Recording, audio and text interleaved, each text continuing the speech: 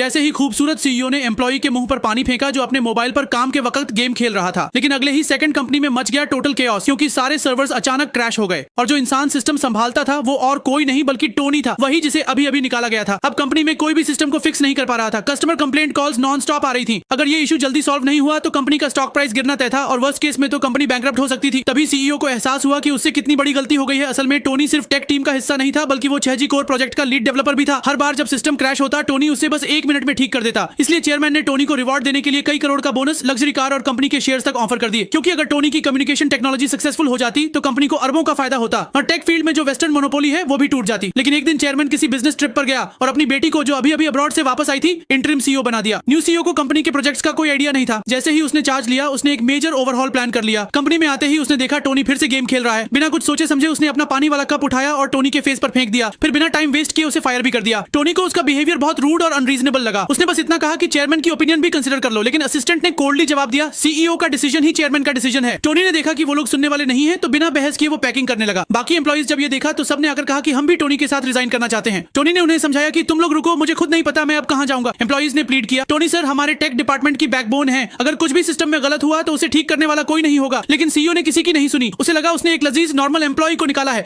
उसने cold tone में कहा, कंपनी से बाहर निकलो। लेकिन जैसे ही टोनी कंपनी से बाहर निकला सिस्टम फिर से क्रैश हो गया। पूरी कंपनी में फिर से हंगामा मच गया। कोई भी प्रॉब्लम सॉल्व नहीं कर पा रहा था। कंप्लेंट हॉटलाइन लिटरली जल रही थी। तभी सीईओ को याद आया अपने पिता का वार्निंग, अब वह कंपनी को कैसे बचाएगी। पार्ट 2 के लिए कॉमर्स में कंपनी